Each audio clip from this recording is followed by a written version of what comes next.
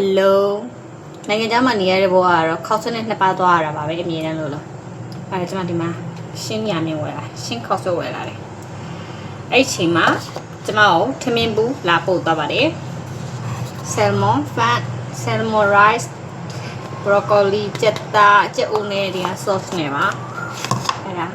စားလိုက်ပါဦးမင်း salmon ကဟိုတဝက်ချက်ထားပါတော့ half ကဘာလို့လဲဆိုဆယ်မွန်အလုံးလုံးအစိမ်းဆိုလို့ရှိရင်မကြိုက်ပဲနေမှာဆိုလို့ပေါ့နော်ဒါပေမဲ့ဒီဆယ်မွန်ကကင်းဆယ်မွန်ထင်မှာတော်ထားအောင်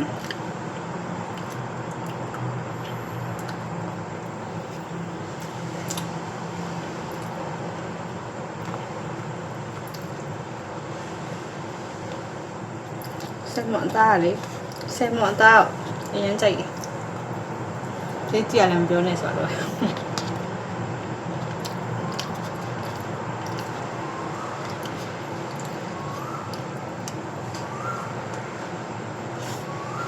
အမေအဲ့ဒါကိုလည်းစားလို့ရှိရင်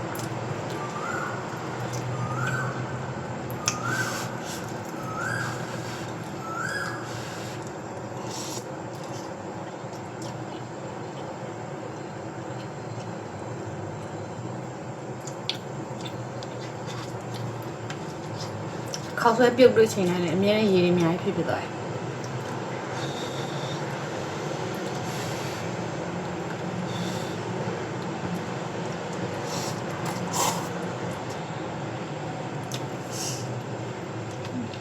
น้ำมัน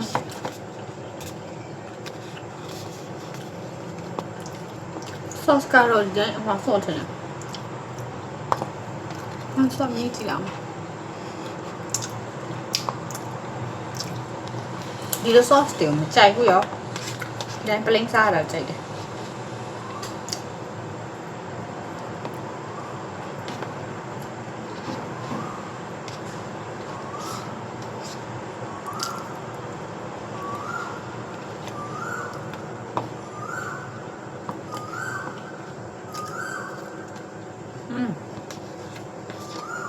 cherry tomato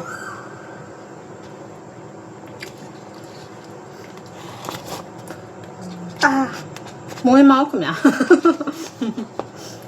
အကျော်မှာ